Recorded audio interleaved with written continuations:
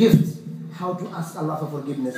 رَبَّنَا ظَلَمْنَا أَنفُسَنَا وَإِن لَمْ تَغْفِرْ لَنَا وَتَرْحَمْنَا لَنَكُونَنَّ مِنَ الْخَاسِرِينَ. Oh our Lord, we oppress ourselves by committing sin.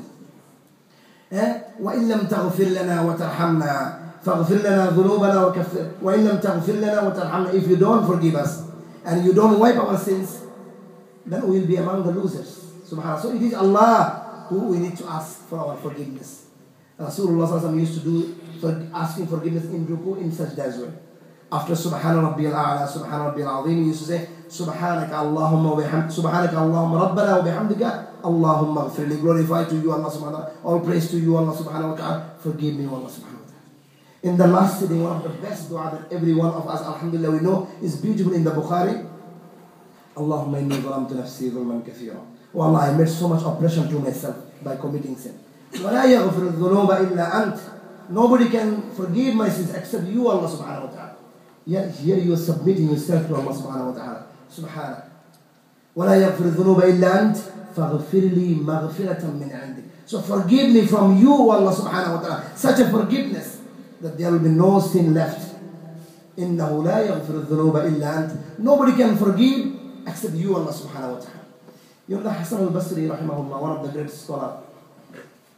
One day a man came to him and complaining, Ya Shaykhana, we don't have rain in our area so that the plants and the crops are not growing. We don't get so much, the food is necessary for us, we don't get it. So do dua for Allah. He said, Astaghfirullah. Ask Allah for forgiveness. He left.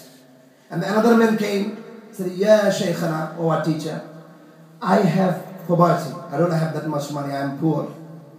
So he said, Astaghfirullah, ask Allah for forgiveness. A third man came and asked, Oh Shaykhana, I don't have children. Can you ask Allah to give me children, inshallah? Because the righteous person, you can ask the righteous person. Not the righteous person, you ask, give me children. But you can ask the righteous person, can you ask Allah, who should be present and alive and in front of you? Then he said, Astaghfirullah, ask Allah for forgiveness. One of the students of this Hasan al-Basri said, Ya Shaykhana, 3 men came with 3 different requests, but you answered with one same questions. Why it is? Then Hasan al-Basri replied, Ama qara'ata qawla Allah. Did not you recite what Allah said in the Quran?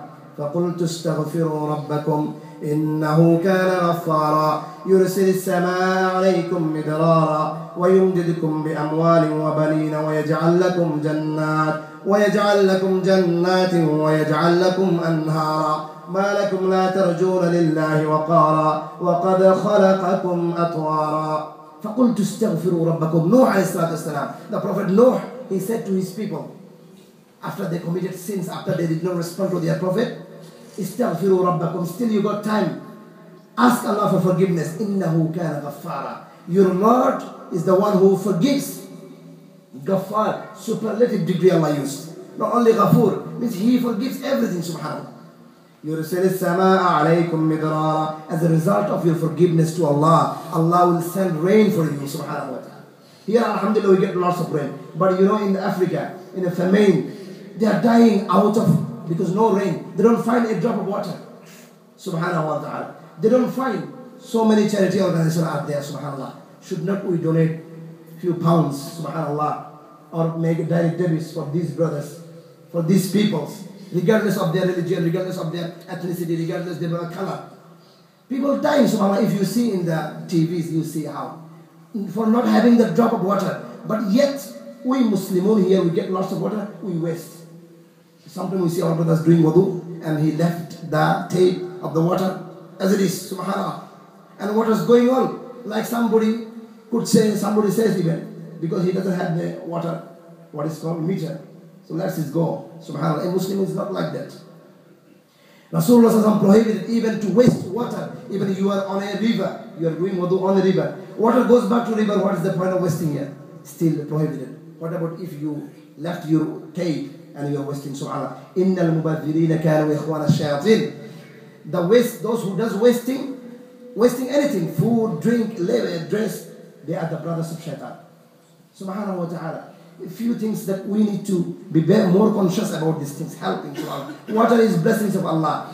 If Allah takes this water down, Allah says in the Quran, Surah Al-Mulk, who will bring the pure water. Now we get, that is what we don't feel. We get rain, that is what we don't feel. If you visit these countries and you see famine there, subhanAllah, the land is so hard, so solid, doesn't grow anything. Because no water, subhanahu wa ta'ala. So Allah says, Istaghfiru rabbakum yursil as-samaa alaykum midra. Because of you asking forgiveness, because of the committing sin, Allah subhanahu wa ta'ala giving these things. If people commit sin, Allah takes the rain out. Allah gives so many different problems and hardship in the life. So ask Allah forgiveness, Allah will send rain. وَيُمْدِدْكُمْ بِأَمْوَالٍ وَبَنِينَ. Allah will also give you children, also give you properties and everything. وَيَجْعَلْ لَكُمْ جَنَّاتٍ. Allah will give you gardens. وَيَجْعَلْ لَكُمْ أَنْهَارٍ. Allah will give you the rivers. So all these things, Hassan was saying, look, in this verse, Nuh addressed his people, and it is the Allah's statement that if you ask Allah forgiveness, Allah will give all these things. So the three men came, they are asking things that all in this verse. And the only result of the solution for these things is the istighfar, of asking Allah for forgiveness. I will mention here a beautiful story, inshallah, then I will conclude my khutbah today. Mostly, so many of you knows about this story. It's the Imam Ahmad ibn Hanbal, one of the greatest scholars of the previous. The one who memorized 100,000 hadith, you know. He memorized 1 million hadith. He used to know by his heart. With the chains of the narrations. All narrators, who mentioned from who mentioned from who, and then from Prophet Muhammad sallallahu alaihi wasallam. This chain. He memorized 1 million hadith. This Imam Ahmad ibn Hanbal was so famous. One day he visited another city, long distance, and for a hadith, to collect a hadith. He went to a city, stranger there. Nobody knows him by physical, but everybody knows him by name. He's famous in that time. So he went to the masjid, and after Isha Salah, he lied in the masjid to sleep for 2-3 hours. But the guard of the masjid came and said, "Look, go. You have to go out from this masjid. You cannot sleep in this masjid. It's prohibited. Like our masjid we did. Our masjid is locked basically. The masjid of Allah, house of Allah is not locked, is open for everybody. They come and see, witness the beauty of Islam here. The Muslimun, they observe prayers here. So masjid should be open, subhanAllah. Rasulullah's masjid was always open. Never ever get closed. Nowadays we created this lock system and this was. However, maybe for safety and security, these are different matters. But even if you try in different masjid, I myself personally experience. When we sit down in the masjid and pray more, you make long tasbih, dua and these things. Then the guard of the mutawalli of the masjid, yalla, it's time to lock, subhanAllah. So these should not be. The delegation from the Roman Empire, Persian Empire, from the Jew, different delegation came, met Rasulullah in the masjid. In our masjid also sometimes our different councillors or different people from the community, they come and observe. Alhamdulillah, it's a good sign. But it should be open, alhamdulillah. It should be open. Anyway, the main point here, he been thrown out from the masjid, Imam Ahmad ibn Hanbal. Then he tried to sleep by the door of the masjid. Again said, no, you can't even sleep by the door of the masjid. They took his feet, subhanAllah, imagine Imam Ahmad ibn Hanbal, took his feet and throw him on the street. Throw him, if he knew that this Imam Ahmad ibn Hanbal, he would kiss him and honor him. But such a sincere person. He did not say his name to get the advantage. Nowadays, if we have these kind of things, okay, we use, subhanAllah, it shows lack of sincerity. Anyway, when he been thrown on the street, he saw a khubbas, a bread man who makes the bread. He saw his shop is just in front of the masjid. He saw a person being thrown, subhanAllah, a good person. So he invited, come to my shop and have a sleep here for a few hours, inshallah. After Fajr, inshallah, you go your way. So the Imam Ahmad ibn Hanbal invited, and he came to that shop, and the man is doing bread, making bread. Every time he's making bread, he says, astaghfirullah, astaghfirullah. Every single moment he is doing bread, making bread, he says, astaghfirullah, astaghfirullah. Then Ahmad ibn Hanbal became so strange. He's saying, since when you are doing these things? Since when you started doing these things? So the person replied to Imam Ahmad ibn Hanbal, it's long time I used to do this. So Ahmad ibn Hanbal said, did you find any result? Because in the hadith, Prophet said, Man lazam al-istighfar, who keeps continuously saying astaghfirullah, seek Allah for forgiveness, astaghfirullah, astaghfirullah, yaj'al min hammi, farajan min hammi. Allah will remove his all tensions. وَيَجْعَلْ مِنْ ضَيْقِهِ مَخْرَجًا, and Allah will give him way out from his hardship. Any kind of hardship in your life, from the rizq, from the sustenance. وَيَرْزُقْهُ مِنْ حَيْثُ لَا يَحْتَسِبْ, and Allah will give you sustenance from the source you cannot imagine even. The sustenance will come because of the istighfar. So Imam Ahmad ibn Hanbal asking him, did you get anything like this? He said, Wallahi, because of my istighfar by Allah, any dua, any supplication I did to Allah, everything is accepted except one. So what is that one? So I asked Allah, oh Allah, let me see Imam Ahmad ibn Hanbal. But yet I was not able to see him. And the Imam Ahmad ibn Hanbal said, Wallahi, I swear by the name of Allah, this dua of you made this guard of the masjid hold my feet, thrown into the street, and make you come to your shop. Your dua made me coming that way, that humiliated way. Allah brought me because of your dua.